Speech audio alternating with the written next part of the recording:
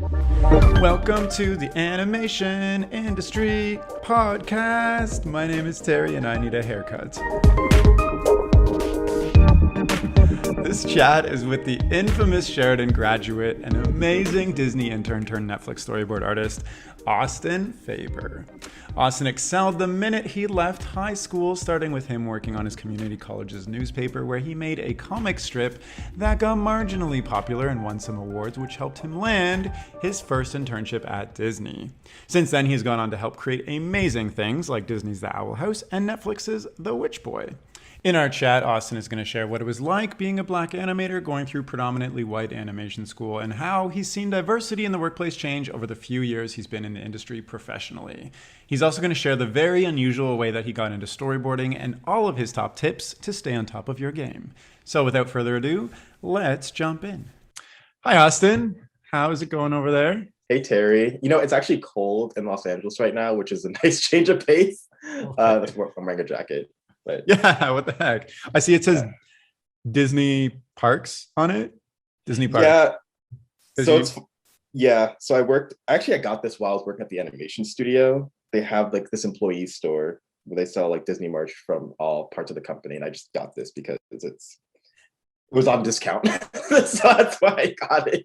Okay. Because I would see you wearing that and be like, oh, you worked at Disney. But you're like, no, I just bought it from Disney Parks. Yeah, it is an employee shirt, but they within Disney Animation Studios they have like an employee store with like employee like exclusive merch, and you can bring like when you bring people on for tours, they can buy employee merch. That's super cool. But it's my favorite hoodie now, mostly because it's comfy. Disney staff, cool. All right, well, tell me what you're working on these days. Like, let's jump in. Yeah. What's going on? So I'm currently at Netflix Animation Studios. I'm working on a feature that's recently been announced called The Witch Boy. Yeah. Which was originally a book written by Molly Ostertag, and it's being now adapted by my director Mingyu Lee. Amazing. I think he's a genius, but I won't get too. I won't get too much into that. We can talk about that later. But he's amazing. He's taking a very personal spin on the story. I can't talk too much about the contents of the story, but I can kind of talk about, the fact that it's a musical. We have Haim, the band, doing the music for us, and it's gonna be awesome. Sounds really cool. What do you do? I mean, I know what you're doing on this, but what are you working on the movie? Yeah, I'm doing storyboards right now. Yeah. I'm one of the story artists on the team. It was kind of cool because I think I came on pretty early on production where like we didn't like have boards yet. So I got to help with the beat board process and I got to help with the exploratory designs, and it was really, really fun. So tell me about that, because like TV story, which you were on previously, is like almost like set, like you have a script, you got to knock something out in like 11 or 22 minutes, but like feature story, from what I've heard, is it's like you said, very exploratory. Are you like also writing kind of what happens in the scenes as the story artist yourself? Sometimes, yeah. There would be, and this would happen in TV as well. So like in TV, there are typically like outline driven shows and like script driven shows. Yeah. I was technically when I was on Cuphead, it was technically an outline driven show. So we made up a lot of the dialogue and, there was a lot of room for interpretation.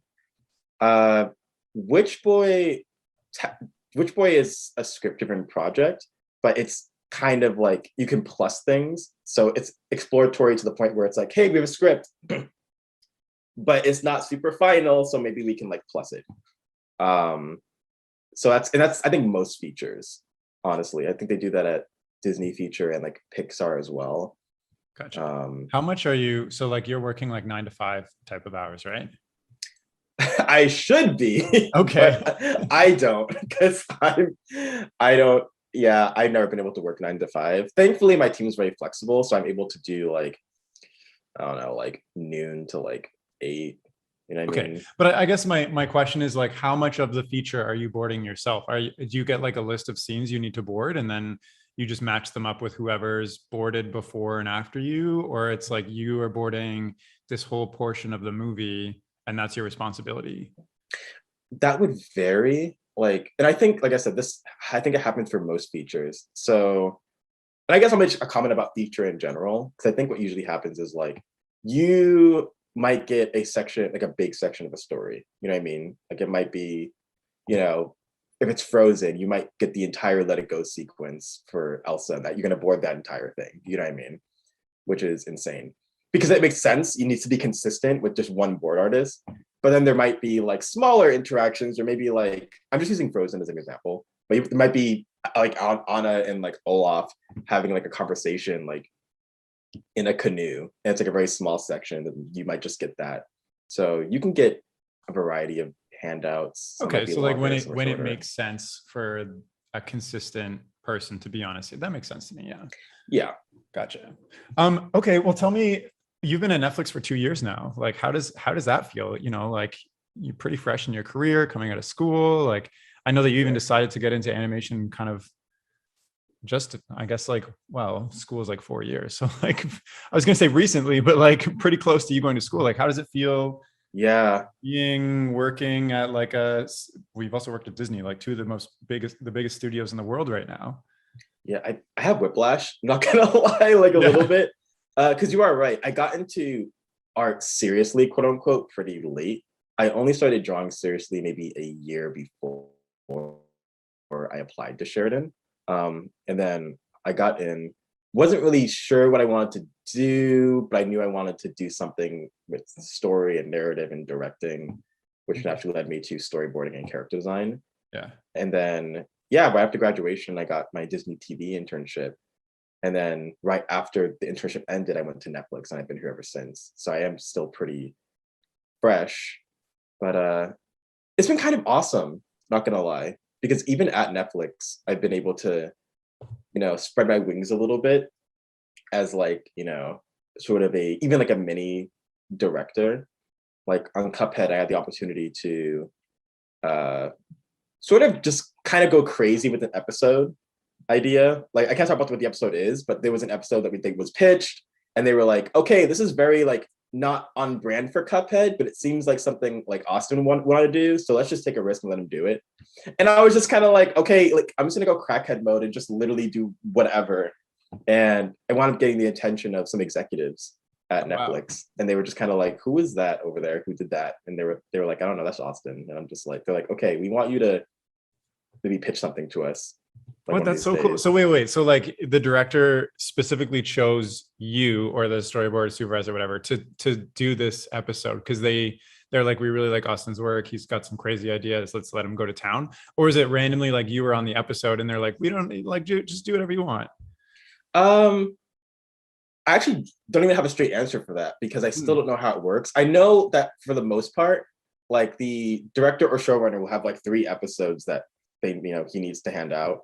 And I think he was like, all right, so we're gonna give this one to, you know, Zoe and Ian. We'll give this one to Ben and like Carl. Okay. And then like me and my board partner, Nick Lauer, who I adore.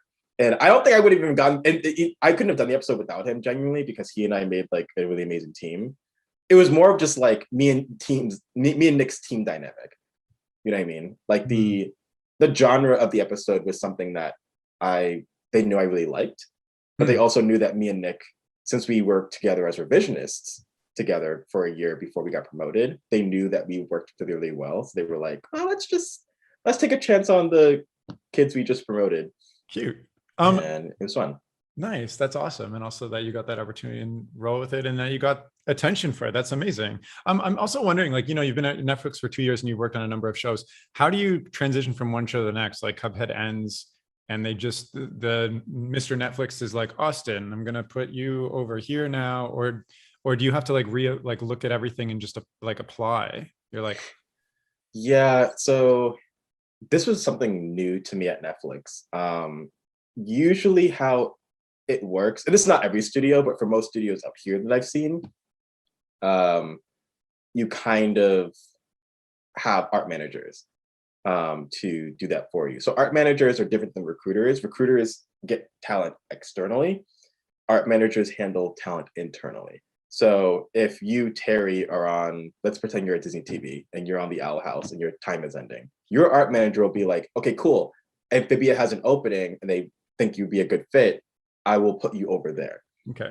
Netflix is similar. So like essentially when Cuphead ended, they were like, okay, so we are looking for a thing for you. But I got really lucky because Minkyu, my director from Witch Boy, actually reached out to me before my end date on Cuphead. Yeah, he found me on Instagram and he was kind of like, and he was really digging my stuff and he wanted to bring me. Actually, yeah, actually, it was Mark Sperber, who's a Sheridan grad, who put my name in. I think because he's at Netflix right now, head of story on a project. And he was talking to Minkyu, being like, hey, I found this kid at Sheridan. You may want to look him up. And then Minkyu did. And he was like, I want him on Witch Boy. So and that all happened. they didn't even know you worked at Netflix. They found you through They didn't. Instagram. And then Yeah. coincidentally, they're like, oh, he's actually just down the hall. You can like go have lunch with him right now. Yeah, it was basically that. It was funny because one of the recruiters sent me an email saying like, hello from Netflix. And I was just like, and I'm like, I work here. And she's like, I'm sorry. And I was like, it's totally fine because there's lots of artists to manage because Netflix has grown like at least 200% since I've gotten there. Oh yeah, it's massive. crazy what's going on there right now. That's insane. Okay, so you mentioned a couple things that I want to take you back in time a little bit. Like, you know, you just started doing art and decided you wanted to do narrative story. Like, where does that come from? And also, you did like a year at Cal Arts as well before you went to Sheridan. So I did. I did a summer session at Cal Arts called the Animation Residency. It's kind of like the high school version. The high school version is CISA, which is like, you know, a pre-college program. This was for college students specifically trying to enter the animation program. So I applied to that and I did that for the summer. And it was actually really great because Cal Arts teaches things very, very differently than I've seen anywhere else. Like they were like, you're gonna lecture on the floor, like you're gonna forget everything you thought you knew about art, and you were going to just completely focus on observation and, you know, studying film and like making yourself like an artist, well-rounded. And I was just like damn. And to answer your second question, like my love for story, I've always loved doing like, you know, comics, right? I think I always just love telling stories, just like even verbally. I wasn't always much of a visual artist. I would just love telling stories, but you know, comics were the best way to do it because I was a very shy kid. Okay, so but like a story artist, you're drawing constantly all the time. Yeah. And why didn't you get into like, you know, writing or a different medium rather than something that you just said you weren't even really into, but somehow now you're telling stories exclusively through moving your hand on a page with a pencil in it? Because even though I wasn't particularly good at visual arts, I always loved it. You know what I mean? Like, I think I like that. I liked showing things visually than trying to write it because you know, because as artists, our imaginations are so vivid, right? And sometimes we want to just physically put it on paper. So I think it was just a natural thing. So you made a conscious decision to get into animation to tell narrative story. You're like, this is what I want to do. And then you like came to Canada and got into Sheridan and like did the whole animation program and like, you know, studied character design, CG, etc. But your mission the whole time was to do storyboarding. Not the entire time. I think the first 2 years I was solely going for character design. Yeah. Because I was like, you know, I was like, oh, like I love drawing characters and that'd be a dope job. So why don't I just do that? And then it wasn't until third year that I was like, Well, it's actually because I got a tour at Disney TV by Cheyenne Curtis, who's an alumni from 2011. I met her on a sidewalk. We can talk about that later. But like, she saw my shirt and like I was in LA. She saw my shirt and like hoodie, and she's like, I went to Sheridan. I don't see many people from Sheridan out here. You should come visit me at Disney. And I was like, okay. Yeah, and please. It basically happened like that. And then it was like, you know, she was a character designer at the time, and she showed me a bit of what her job was. And it was a little bit different than what I thought. Like character design is more like tying down, you know, designs from the storyboard. It's more like just finessing things. So when you send them overseas, it's, you know, it's clear. Now I was like, okay, so I actually want to be a part of the process that designs or like the first iteration of a story. And that is storyboarding naturally. So I kind of changed my path. That makes sense because you wanted to design stuff and you saw that the storyboard artist was the person who designed stuff from the beginning, and then it's like finessed later on. Yeah, and again, it depends on the crew. Like, I know for a regular show, the storyboard artists would typically be the first designers. They would do like a pre-design, and that's usually called previs. That's what we call it. And Cuphead was similar. But other shows, like I think Amphibia, like they have a character designer who does the pre-designs as well. And I think Owl House does something similar. So yeah, it's like it depends on the show, but I wanted to be a part of that first pass either way. Nice. Okay, so I don't know why I feel this way, but maybe it's true. But I feel like story artist is one of the hardest paths in animation to get into. Like there's a big demand for people who can do like rigged animation and like CG animation, but like story artists, there's not many roles. And so like, at least from my experience going to Sheridan and even talking with artists, it seems like you have to be really amazing, like you have to like really be able to tell great stories. You need to be life drawing every single day. You need to like be able to have all knowledge of like cinematography and like all this stuff. Is that true? That's news to me. Okay. Are you life drawing constantly? Like at Sheridan, they're like, oh, you want to be a storyboard artist? Like you go to life drawing every day. Like, oh my God. I mean, okay, I will say there's a germ of truth to it, but only a germ. Like, I think the good news for any aspiring story artist is that you don't need to have perfect cinematography. You don't need to have you don't need to have perfect anything. It's more about having a vision that's unique to you, like having your thumbprint be as visible as possible, because everyone is unique in that sense. So like, I guess when I'm putting together a portfolio, or you're looking at portfolios, some just look like generic, what I think somebody would want me to, what you'd think, some storyboards are like super generic and it's like, okay, you made the character go from point A to B. And then the storyboards that you want is like, you made the character go from point A to B, but there's like X, C, Z, T in the middle. And it's you. Yeah. And that's something that I actually helped out with reviewing storyboards recently for our trainee program. So I was able to sort of sit in the chair of like a recruiter and sort through some portfolios. Nice. That's like, and that's amazing. Yeah, I was really glad that they let me do it. But it was really interesting to see like a common thread between a lot of people that were, I think, a bit weaker at storyboarding, because a lot of people were super good at drawing. What I mean? Like a lot of people can draw really well. I think it's kind of what you said. A lot of the stories were either like generic or they were making very common sort of beginner mistakes, which is not having strong draftsmanship, because I think I find that a lot of people wanted to get into storyboarding for similar reasons that I did, which is that you don't have to make super finished drawings, right? But the misconception is that because you draw fast, you don't need to learn how to draw, and you need those foundations as much as anything else, the animation, as much as any other department. Like, whenever I talk to students who want to get into storyboarding, they're always like, oh, where do I start? Like, here are my boards, what do I do? And I'm just like, don't even worry about boarding, worry about getting your drawings down and focus on writing a good story. And I learned that I'm just parroting advice I got from my mentor actually between third and fourth year, because I didn't get a co-op. So I wound up doing a mentorship, and my mentor, Richard Chavez. Okay, wait. I want to. I want to talk about it as a point, but also I'm like wondering, I'm listening to this right now, and maybe I'm at Sheridan, or like, I'm trying to get into storyboarding. How can I take like a self-assessment and say like, from your point of view, like what are the skills that I have, or just the intuition that I have internally that is going to make me a good storyboarder? Because like anybody can learn, how to draw and how to cinematography, but like, what is that natural inside you thing that makes for a good storyboarder from your perspective and the people that you work with that like make it in the industry versus like apply forever and don't get in?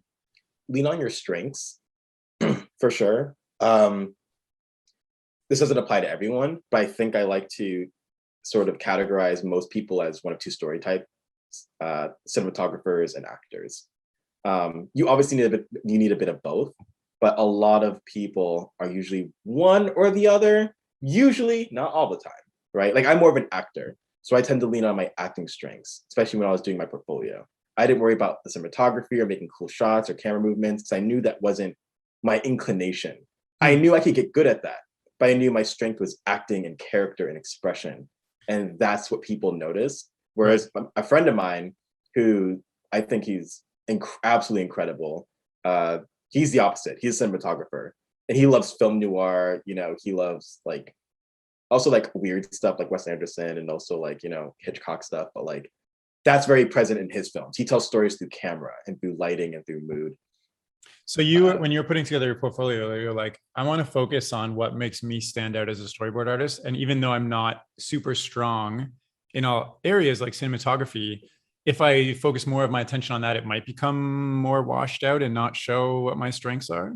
Yeah, you might be spread too thin. Because I find that a lot of people try to do too much at once. Like they try to be good at cinematography, make their thing super moody and make it well like rendered and well drawn. It's so much. And I just feel like, yeah, leaning on your comfort zone, as weird as it sounds, I think is better, you know.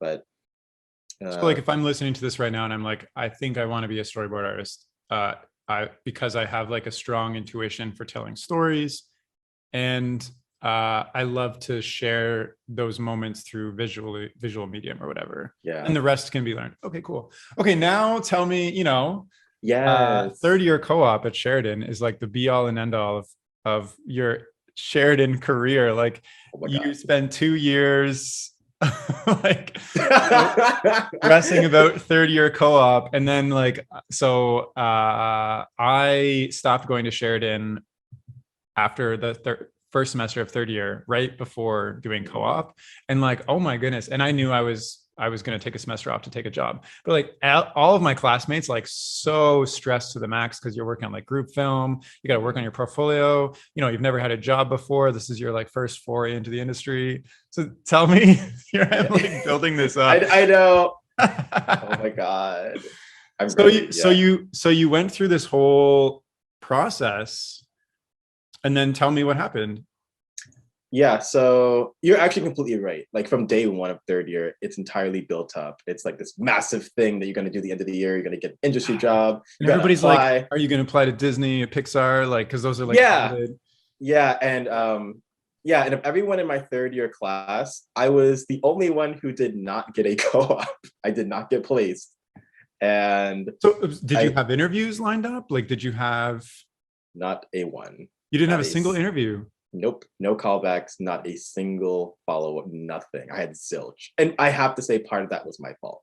And so like I said, why? Yeah, so I will definitely make it very clear. So, you know, because like I want to scare like future I want to drive fear into everybody who listens. No, because like, okay, no, I went into third year with a chip on my shoulder, you know, because between the summer of second and third year, I pitched a show to Federator Studios, the same studio that did Being Puppy Cat. Yeah, everything. And, Adventure Time. Like, well, you pitched a show to them. What does that mean? You were like, hey, Fred, Cyber. Yeah. Hey, Mr. Fred, Orator. I have a show idea. That's actually literally how it went. I sent them a cold email and I was like, I have an idea, and I sent them a few images of it, and they're like, we want to hear about it. Amazing. And did anything happen with it? No. But they gave me really good feedback.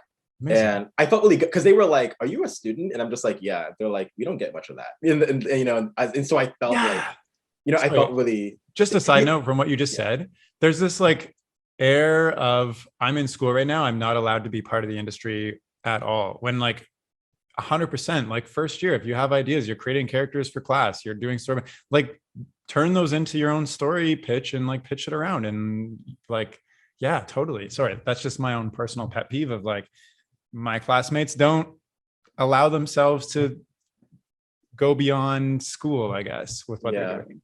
Yeah, well, I know you're very ambitious. I knew of you before I even met you in person. So yeah, I know. But anyways, like it was really stressful, you know, because like I like had all this, you know, quote unquote experience under my belt. You know, I pitched a show to Federator, and then I applied to the stop motion uh, group at school, and I got in, and I had a portfolio already made that I made in second year. Yeah. Um, and so I went into third year already with a portfolio. I was in stop motion, which, as you know, is a coveted spot. I shared in animation, and I Yeah. also like pitched a show as a second year. So I Yeah. was I went in like thinking I was ahead, and as a result, I think I got sloppy. I didn't work Yeah. as hard. I didn't, I guess I thought I was already qualified. And I also knew I was only applying to Burbank studios. So I didn't apply to any Canadian jobs, which looking back, I wish I did, because I think that I could have gotten a lot of valuable experience having a job in Canada or Vancouver. I wish I was more open to that, but I was very tunnel vision. Like, no, I am only going to the big studios. Like, I pitch a show, you know what I mean? And that's an amateur mistake that I made. And because of that, I limited my choices, and that's why I did not get a co-op. Yeah. And I don't think I deserved one because I limited myself. That's right? a really good reflection to have, like to look back and be like, I didn't deserve one. Like I think that's important to make that connection. So tell me what you ended up doing, because you have to do a co-op. Yeah, you got to do something. Yeah. So end of the year, I was really scared, because I knew, and it was really upsetting too, because like, you're also on display in third year because everyone knows who's getting a job, and everyone knew I didn't get shit. So I was really embarrassed. And I had to talk with the co-op office, and they didn't know what to tell me either. They were just like, hey, listen, you can maybe do something with like one of the teachers online, or you can we'll touch base with you maybe a month from now, and we'll figure something out for you. And so I went back home with my tail between my legs in like end of April. Gosh. But it had a happy ending. And here's where it got really crazy. So like, I used to go gesture drawing to this dojo near my house. My mom does kung fu, so I sometimes go with her, and I do gesture drawing and stuff.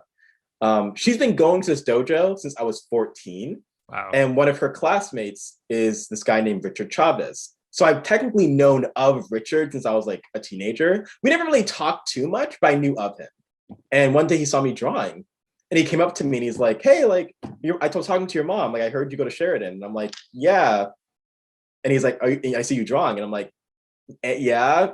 And we never talked before. So I'm like, what does this man want from me, right? And he's like, did she ever tell you I worked in animation?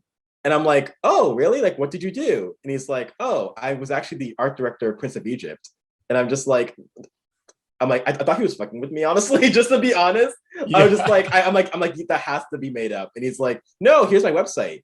And sure enough, not only is his work mind blowing, but he definitely worked on like a bunch of big name projects as art director and like production designer.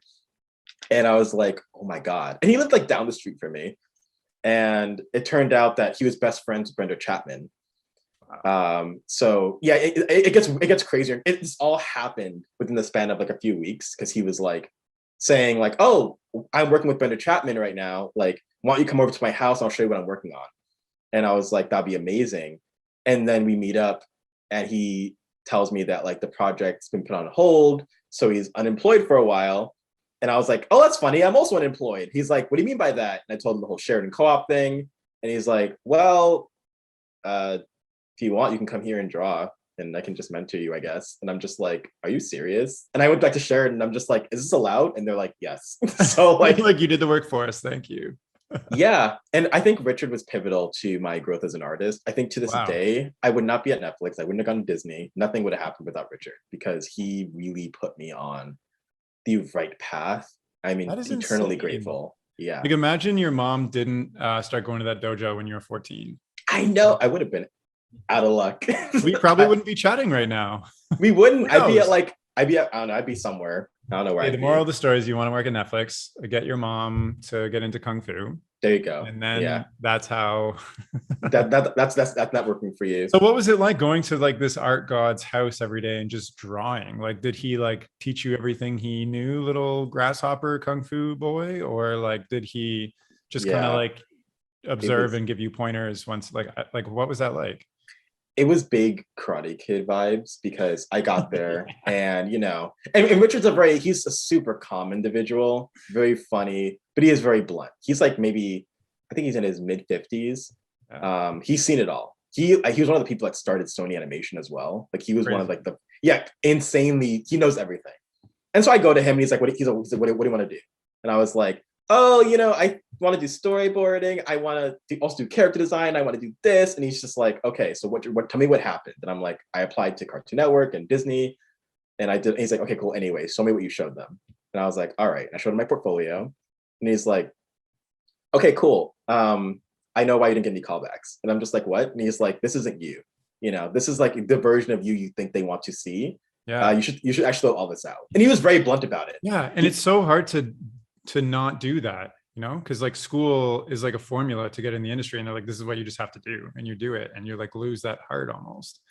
You do. And he told me that. He said that over the summer, what he wanted me to do was unlearn all the bad habits I got from school. And a lot of them were self-inflicted, And I was like, okay, cool. So you'll teach me how to storyboard, right?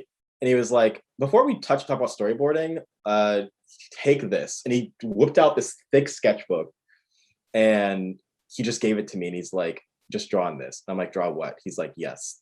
And I'm just like, I don't I don't know what that means. And definitely my assignment for the summer was to draw on that sketchbook.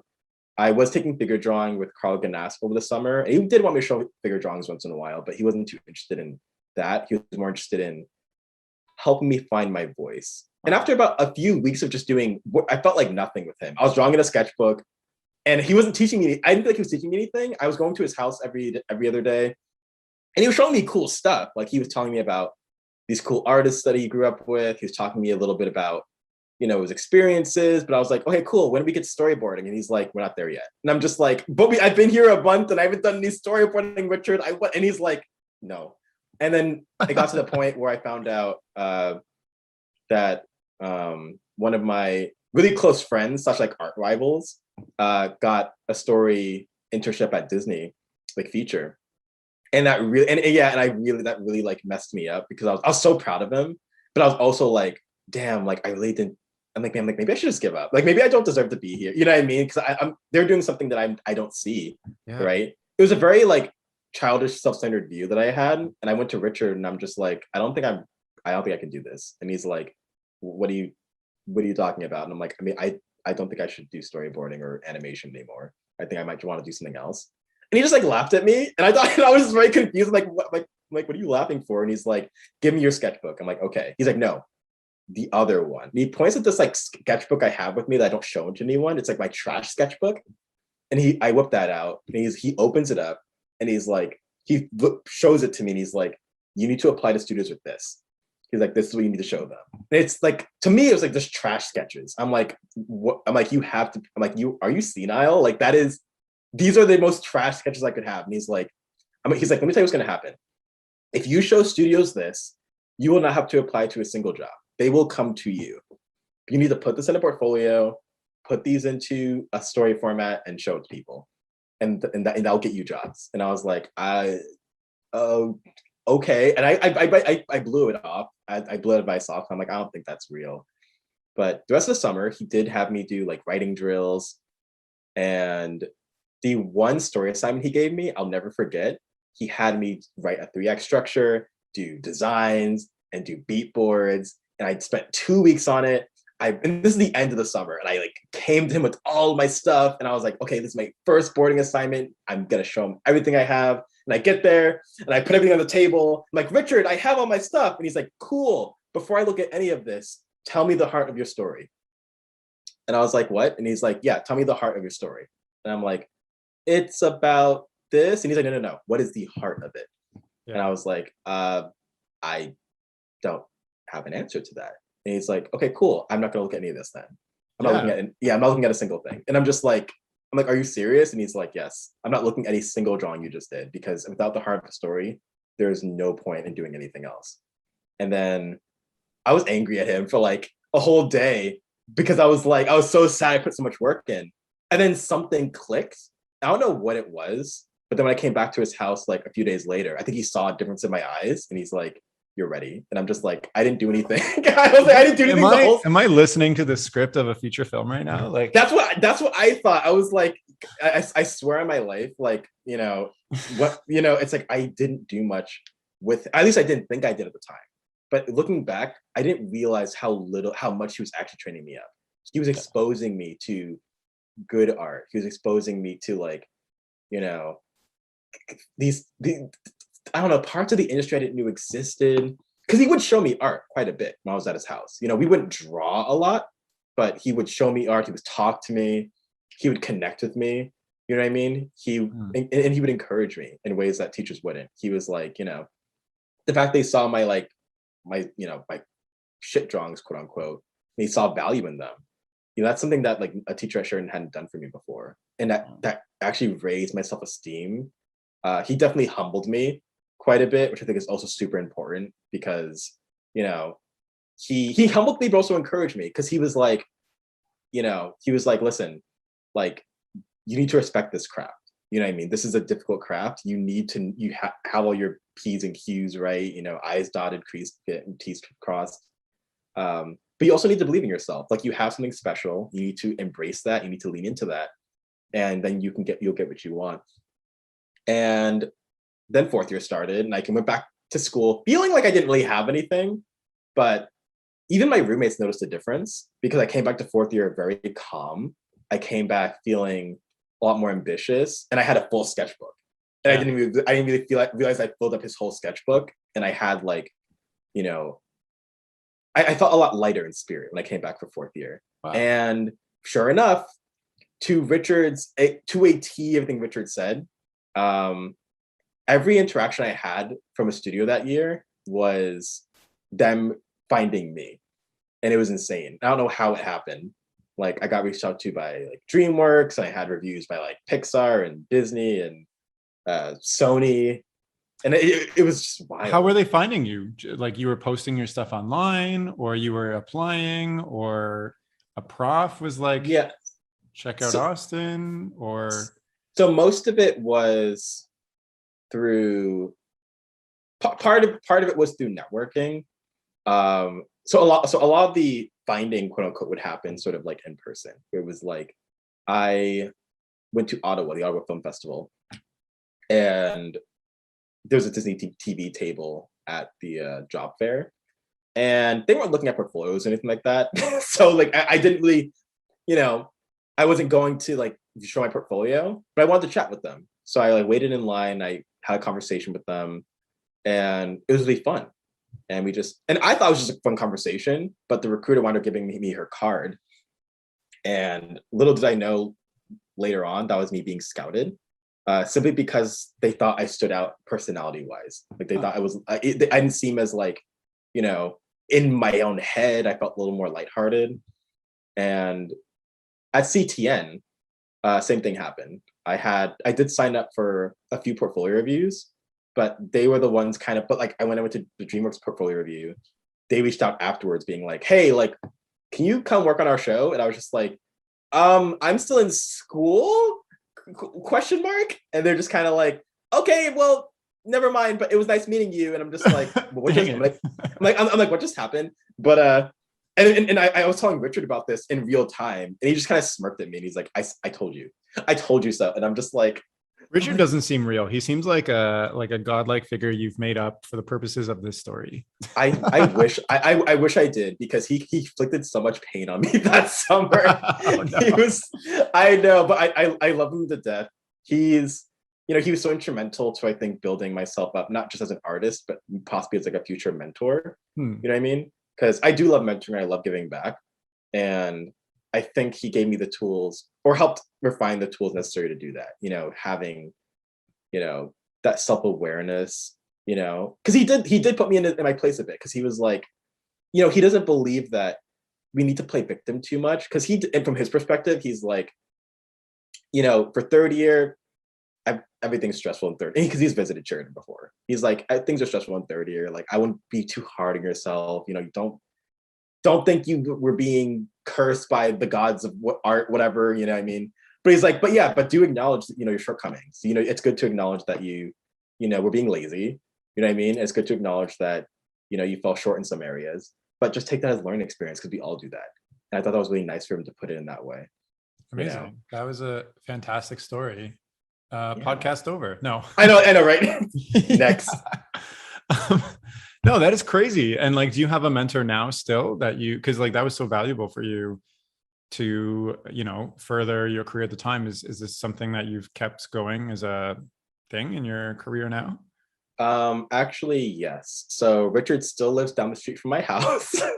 And I still bug him from time to time. He's kind of just like my art dad now. Yeah. When I got my internship at Disney TV, like he came and visited me for lunch, and I showed. Yeah, it was a whole thing. He's very like, and at one of my at CTN, he came with me, and before my Pixar review, the reviewer, I got reviewed by two people, and one of the reviewers was his friend.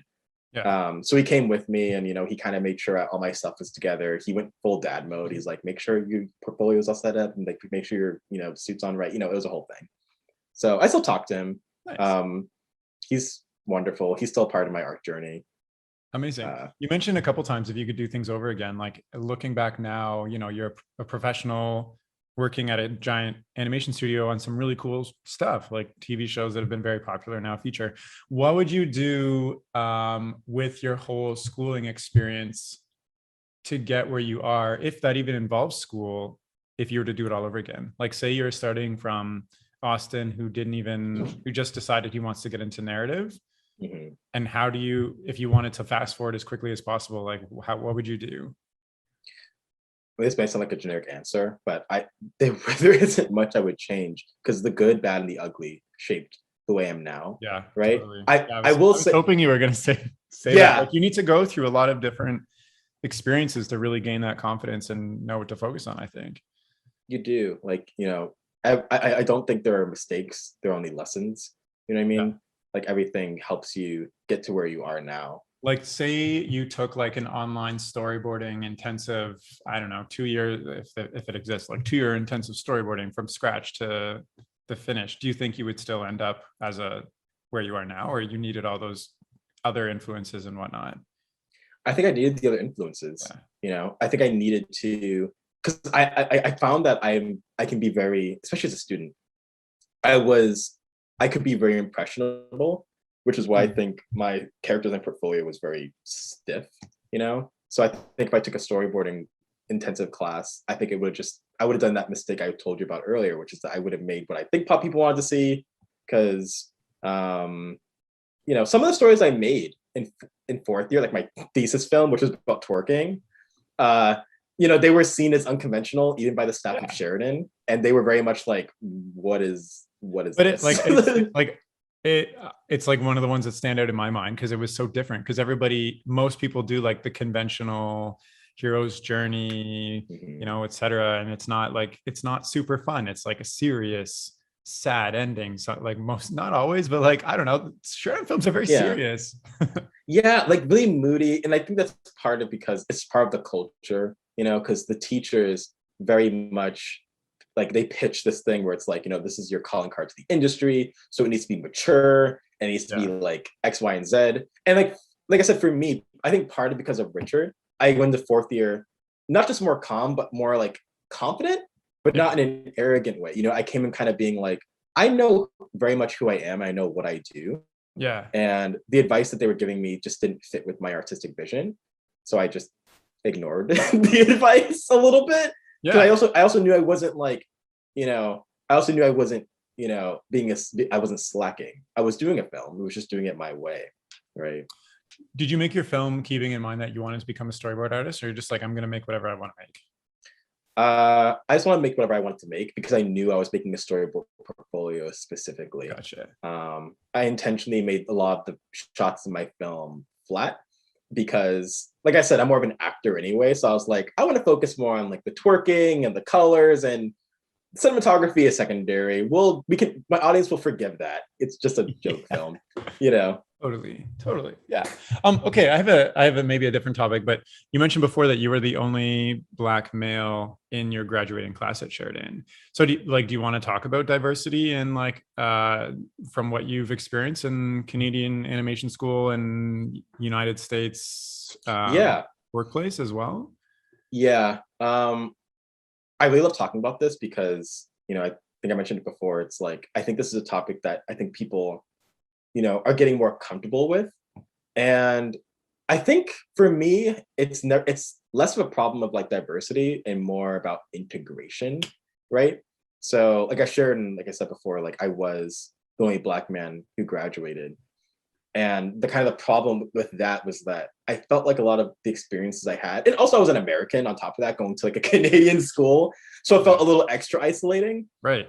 Um, and it was unfortunate because, there were times where, you know, I couldn't really have a conversation with somebody that was, like me, that going through similar challenges, because Richard, my mentor, he is Hispanic, right? So he is a person of color, and he also knows elephant in the room. Like as a person of color, you do have to work twice as hard to not be perceived as like lazy or to be seen.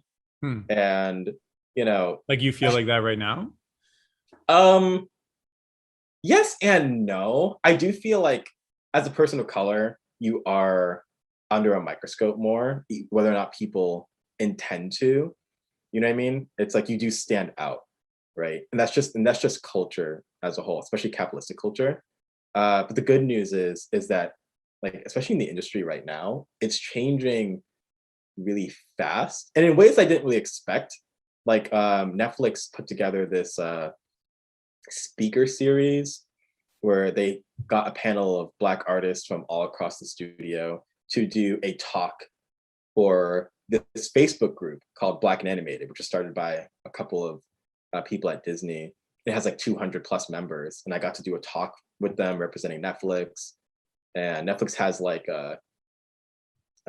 different panels every week, I think, featuring I think our Black Women Speak series, and I think we had Minkyu, my director, and a few, and like Megan Dong, Creator Centaur World, featured on an Asian-centric panel, and like things like that. And I know at a glance, it's very easy to see those things as like, okay, well, they're just panels, but that's super crucial because what's happening is that now you are not only highlighting your artist of color, but you're allowing them a space to speak Yeah.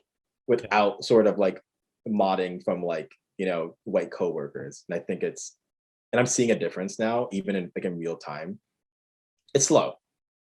It's slow, but So like you've been in the professional industry for through when did you graduate? 2019? yeah, 2019. So even in the 2 years that you've worked at Netflix and your internship Disney internships or whatever, you've seen there be a change.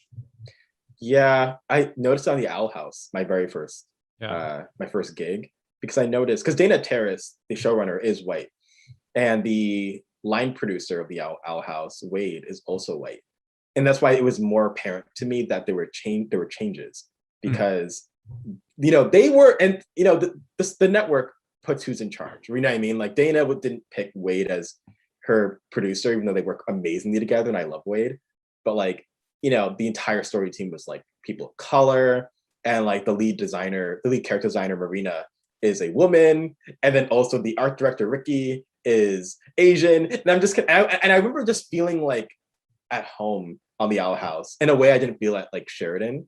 Yeah. You know what I mean? And I was like, what's going on here? You know what I mean? Uh, and it makes a huge difference because all of a sudden I find myself I could have conversations that I couldn't have anywhere else. I could just, you know, I could be more of myself, and it didn't. And Dana never made her voice the loudest in the room, even though she is the showrunner. And I think that was super commendable because that's something you have to do very actively, Yeah. especially you know in a position of power, right? Like, and I really commend her for that. Like, I'll always like sing Dana's praises because she treated me extremely. And also, like, side note for Dana, say one more good thing about Dana. I was an intern, right? Um, and she didn't have to do anything for me, like because they were just bestowed with me. Disney just dropped me on their doorstep and like, here's your child now for the next like 3 months, 3 or 4 months. And Dana's like, okay, cool. so here's your office space, and I'm going to give you art to actually do on the show. And also, I'm going to ask you your opinion on literal things because I want your opinion. And I'm just like, what? I'm like, is that allowed? Like, she made me feel like a part of it. That's integration. She made me feel like part of the team. She made me feel like I owned part of the story. Yeah. And everyone on the crew did that. And I thought That's it was amazing. really, yeah, it was wonderful. Thinking back to like Sheridan, do you think like why is it you were the only black male? Because there's what 125 students ish per Yeah. year. Like, do you think um like people of color are not applying to get into animation, or it's just there's Yeah. not a representation that people think it's a career for them? Like, why do you think it's so small? Yeah, there's layers to it, but definitely one of them is that there really aren't that many uh, people of color, especially like Black people, applying to animation schools, especially Black men, because the arts is seen as more effeminate. If you, Yeah. especially in the Black community for men, if you are not like doing something academic or it's not like sports or something like respectable in typical capitalistic views, it's looked down upon. Like even for me, when I got into Sheridan, like my parents did not want me to go initially. Like I literally had to kind of just, you know, not force my way through. I kind of was just like, all right, I'll just go into debt and take out loans on my own. And then, they were kind of like, okay, we'll let you go for like a year and then we'll see what happens. And then I stayed the whole 4 years. But yeah, like there aren't that many. You know what I mean? It is a real thing. A lot of it was so sad. I was just talking to a counselor from a high school. She's Black and she has a Black mentee who's I think a senior, and she wanted to apply to art school. I saw her art and it's actually really good. Yeah. Like she can get into Sheridan like now, like it's that good. And I was like, okay, like this is easy then. I'm like, okay, like here's some art schools you could apply to. Here's student loan information. I got an update from her later on that her parents discouraged her from going, and now she's not going to animation. Oh And no. it's very very common, and that's why like not just Black men, there weren't that many Black women or Black NB people at Sheridan either. It's like it's often discouraged. So that is number one. And then number two, you and I talked about it a bit before, but it's like when you get to Sheridan, because it can feel a little more homogenous and a little more like lighter skin centric, Black people don't always feel welcome there, which is why like the only other Black man that was in my class, he left after his first year. I don't remember why he left, but I do know that like we talked a few times. He wasn't digging the vibe of Sheridan. He didn't feel like he fit in there. And Yeah. I totally understand that because you can't talk to anybody really, and especially I think he was American as well. Like, especially as an American Black person, you have less to talk about with people at Sheridan than like even like, and what I mean, that's so little. Well, yeah, and community is such a huge part of what like animation in general. Like the reason animation as an industry exists is because you need tons of artists, and if you don't feel like you fit in with a community you're in like that, I can totally see that like just derailing it for you. So Yeah. I'm glad you're seeing it's changing because I think that's great. Are there things like you want to see happen that you think will Yeah. help that? Yeah.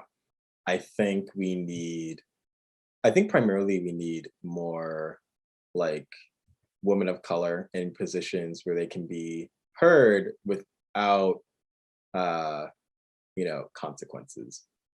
Particularly I see that Black women in the industry are the most silenced because Black women are seen as like, if they have an opinion on anything, they are seen as taking up space or aggressive, which is most women, right?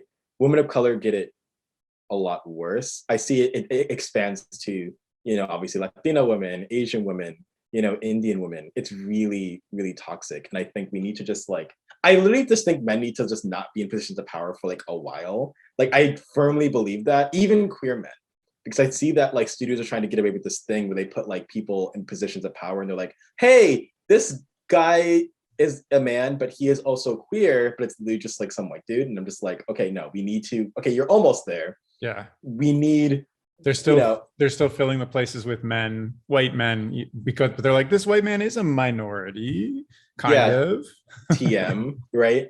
Yeah. And it's definitely not enough. And I think the problem with that is that, I it's there's a it's I think it's a bit of an epidemic within the animation industry, that there's a lot of guilt, especially like, white guilt. There's like a lot of weird, like straight guilt as well in the industry.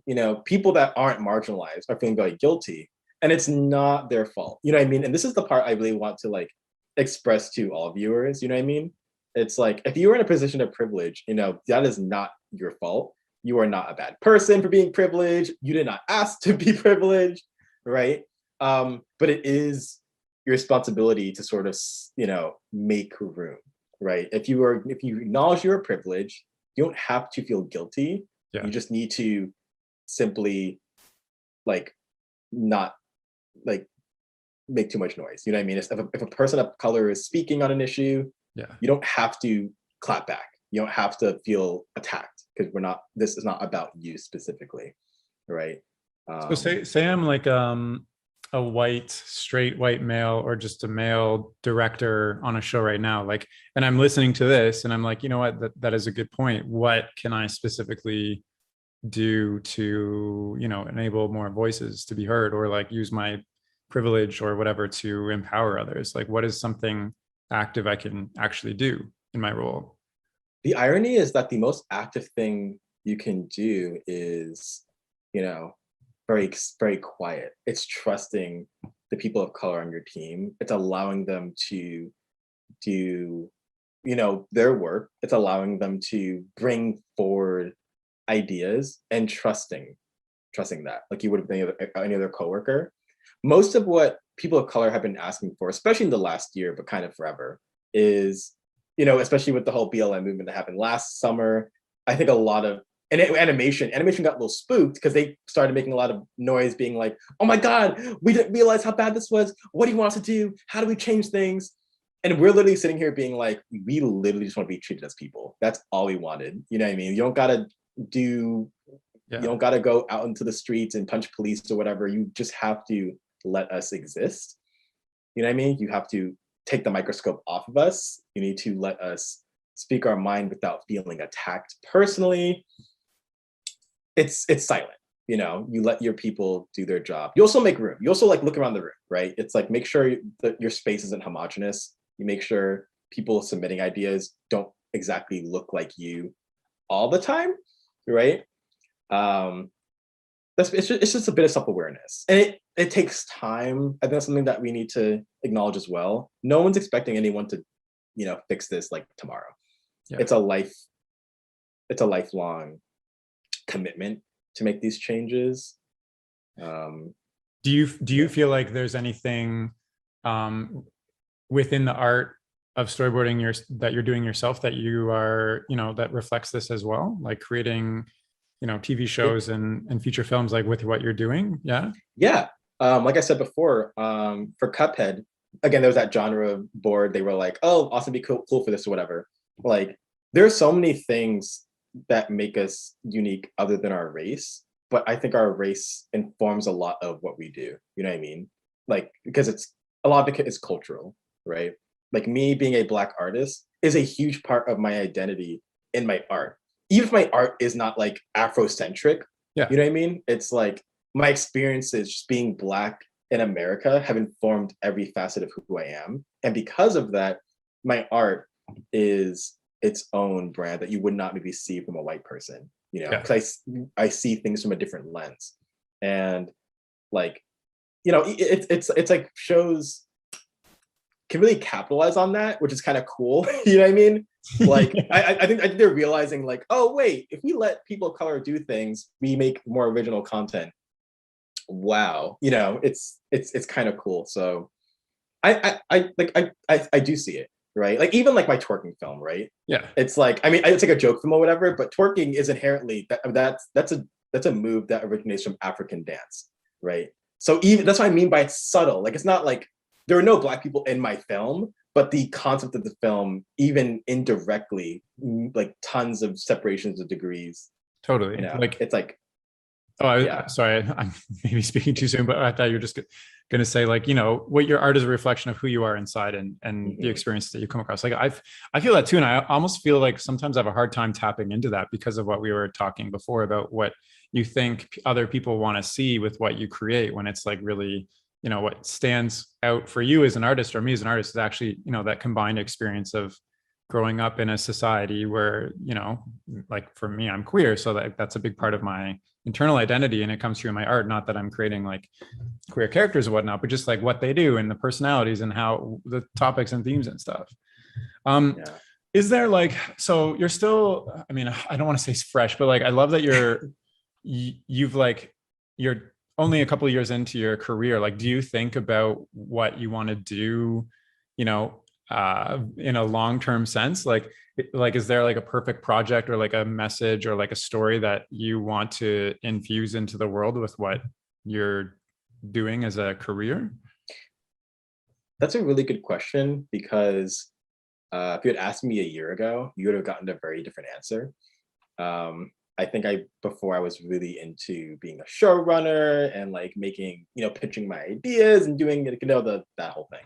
And that's still the case, sort of. Yeah. Now I think I'm really invested in, uh, young talent and Hmm. integrating, diverse talent, not just diverse in terms of race. I'm talking about diverse in terms of also like location. Like Yeah. I'm really interested in bringing in, because what was cool about Sheridan was that you would get like people from all over the world sometimes. Like one of my closest friends, Turchin, who I think you've probably heard of, like she's genuinely very unique because she was born in Turkey and then moved to China when she was like 5 and lived there like most of her life, but also lives now in Turkey again. And also she's been around the world. And because of that, she has such a specific type of experience that is unique to her. She has a very specific flavor, you know, and because of that, she brings something totally different. And I think getting close with her was really eye opening because I was like, I think she is unique, but I was also just like, how many people are like you that we just haven't tapped into yet, or we haven't brought into the industry yet, Yeah. right? Yeah. Like how many kids just like you are just not being seen Oh, totally. or mentored, I think right? about that all the time, and with this podcast, I specifically try to reach out to other countries and get people involved there because, like, everybody grows up around the world, and stories and so important in all of our cultures. And it's animation is really only like a North American slash Asian thing. Like, does Turkey have a giant animation industry? I don't think so. But like, all those people have super great stories that can be shared too. But it's like, why does North American or like specific the US storytelling and animation is what gets exported to the rest of the world and that everybody sees, so Yeah, that's why I'm actually really excited, and I have a lot of hope for animation in the future because, again, it's like again, you're already doing sort of what I think, what I think a lot of uh like a lot of people like say they want to do, right, in terms of like, oh, I want to bring people into the industry, I want to give people a place to speak, and you're actually doing that. And I think that's super commendable. And also your podcast is really fun, like I I'm said gonna before. cry. I Jeez. don't, no, I know, no, but I'm really serious because again, elephant in the room, it's like you are a white dude, right? Yeah. And you are a white dude in animation, and the fact that you're giving like, even like right now, like in real time, you're giving a person of color a platform to speak, and you're asking questions, and you're like, okay, cool, I'm gonna put this on the internet, and I'm gonna let people listen to it. That it may seem subtle, but that's kind of what I'm talking about. I'm just like, this is kind of a real-time example of how you use your privilege to your example. I mean to your advantage, Yeah. right? It didn't have to be a whole thing. And also we're having fun, right? It's like, and I'm like a whole like, this is the, you know, whatever black artist talk TM. It's just a talk with Austin, and he's also black, and also having fun, and we're like, we're both queer, and it's a whole time, right? Yeah. Talking about cartoons, Well, right? that's also maybe it's a side point, but what I love about art and animation is because like you don't see the people behind it. They could be anybody. And Exactly. like unfortunately for a long time it's just very old white men behind it. Hmm. But now it can be anybody, and it is anybody. And it's like the stories that we're telling now are just phenomenal. Um I follow so many Netflix projects, and like Maya and the 3 is coming out, and like that's like a first thing too, like, all the Yeah. South American storytelling that's going to be available to the rest of the world. And I think that's incredible. Um, yeah, I forgot what I was going to say, but a big part of how I knew about you beforehand is you are into like mentoring and teaching, and like I knew that you were like teaching some of my classmates at Sheridan, and that was just like something that Austin is known for. And I think you have a passion for resource sharing and whatnot. Where does that come from? And like you said, that's a big part of what you want to do in the future. Yeah. So I don't know. I've always had a bit of a like that parental instinct. I actually found out I accidentally was into teaching, like when I was very young. I was like 13. In eighth, I don't know if people know this, but like in eighth grade in America, there's this like rite of passage Washington D.C. trip you go on. I did not go, so I was assigned to help substitute teach. Not sub. I was helped to be a TA for a first grade class that's in school. yeah, And I don't know what happened between day one and like day two, but I wound up just teaching the class myself. And the teacher just let me because I loved the kids. I loved teaching. And at the end of like the couple of weeks, the teacher pulled me aside and she was like, "Hey, have you considered being a teacher? Like, because you're really good at it." And I was like, "No, I want to be an artist." And I just left. You know what I mean? I'm just like, but then, I just naturally went back to it at Sheridan. Like I saw that, I think I started very small. Like my first year at Sheridan, I saw there were a lot of ambitious people in fundies that wanted to get into animation, but wanted to like, get really good. And I was like, oh, like I have things to share. Like, here's what I did. And it turned into mentoring. And I also just love, I don't know, I guess I have a heart for people, like specific people as well. Cause I wouldn't just mentor anyone or gravitate towards anyone. I think it was the people that were being overlooked, especially in fundies. Cause as you know, like in art fundamentals, like it's a dime a dozen. There's hundreds of people in fundies. Everyone wants to go to animation or illustration, yeah, and there are a lot of talented people in fundies.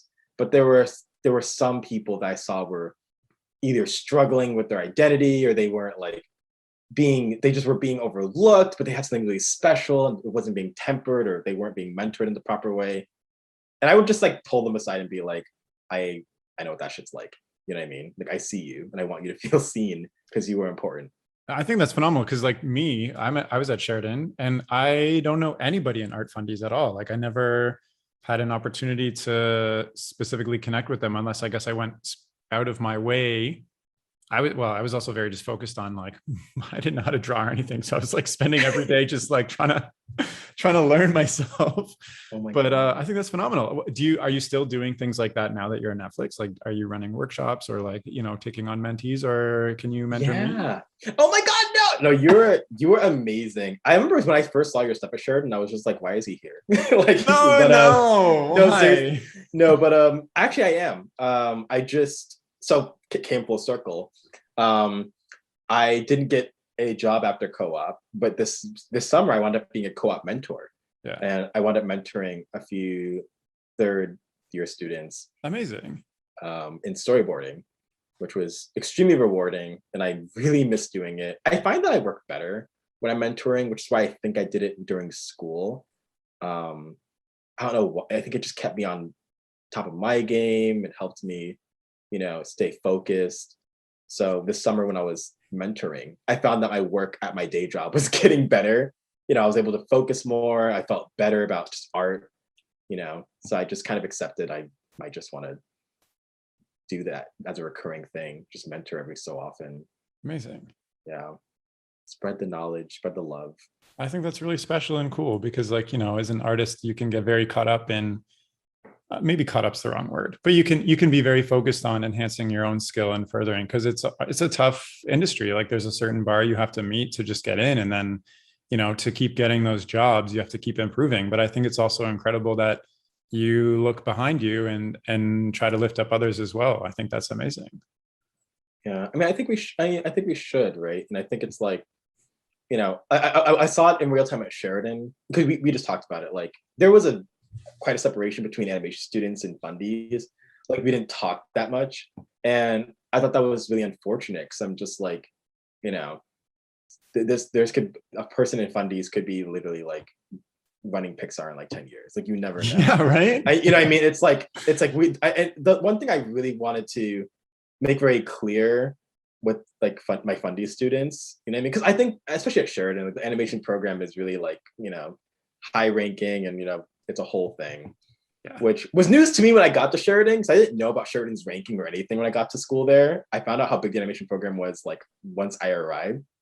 But I would tell my fundy students, like, listen, none of us have jobs. You know what I mean? We're all literally in the same building, drawing the same OCs. Like we are literally the same. There's no difference between you and me.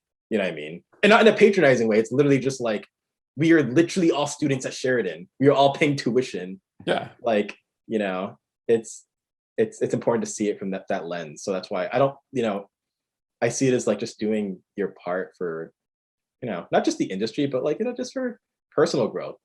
Everyone has something, you can learn something from everyone. I learned a lot from my fundy students. You know what I mean? I learned a lot this summer from my third years, right?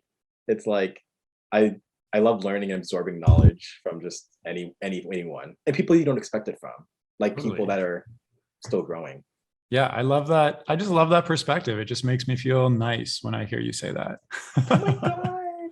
Well, because like, this podcast is very like career driven, and I'm asking questions like, how do you become a director? What are the next steps? And like this conversation is more about like, just we're a community. Let's all like empower each other and just like have fun. And like, there's no difference between, and that's something that I've really gotten from this podcast as well. Like everybody that I've talked to has had the same underlying passion and from the start, they saw stories as a kid and they loved it and they like drawing and they just want to make cool stuff. And the rest is like, just semantics on top of that. Like we're all just cute people making art for others in this grueling, overworked, it's true. I know. stressful industry.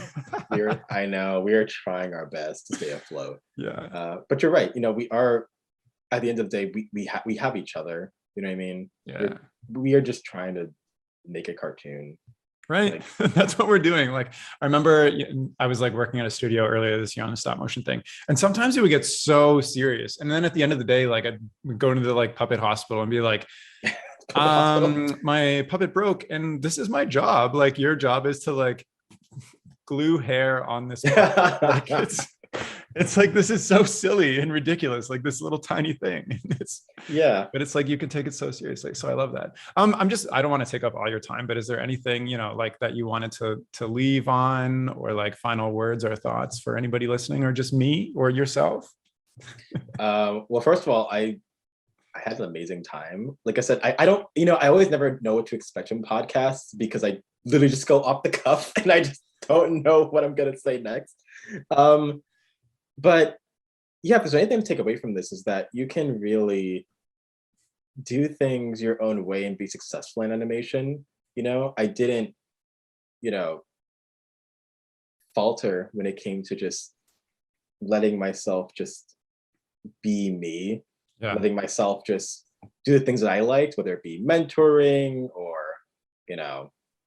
making a twerking film, or, I don't know, I would go to, I would maybe allow myself to sleep in more and not have to worry about homework, making your homework assignments perfect. Like you can do all of that and still be successful. Totally. You can do things your own way. Just be dedicated and stick to your guns. Yeah, and if you're not having fun in this industry, like why are you here?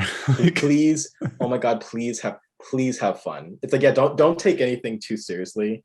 It's like we are like, please, life is too short. Take your craft seriously, but like make it fun. Don't lose the fun. Don't lose the kid in you. That will keep you alive. That keeps me alive at my job. Like, because it's gonna get hard. It's whatever. We're in a capitalistic society, so you gotta pay your bills, but know how to keep it fun and lighthearted. Yeah, dedicated. I like what you said about you have to be dedicated as well, because that's so important. You can't just be like show up and have fun one day and then just slap it the rest of the time. You gotta consistency is key. Like definitely discipline yourself, right? Like you can't ignore that, but don't lose sight of why you started to begin with. Totally. Always revisit that when you get lost. Yeah. Well, is there anything else you wanted to share? You don't have to. Yeah, I know. You see someone just drawing a blank. Say no. Just say no. That's fine. Yeah, I mean, not really. I mean, I would say you feel free to reach out to me, like anybody, anytime. I do, like I said, I love helping and giving back. So reach out if you ever want to chat or have questions on anything. I'm happy to chat and talk. Amazing. Well, I've super enjoyed this chat, and I'm really happy you came on. And thank you so much for coming on the podcast. Thank you, Terry. You're welcome. Love being here. Yeah. Yes. And if you're listening and you want to reach out and get in touch with Austin, you can do so by following him on Twitter and Instagram. And he goes by Rocks in Rocks, and those are with X's. And I'll include those links in the description of this chat. And that is all for now. So thank you so much for listening. Okay, bye.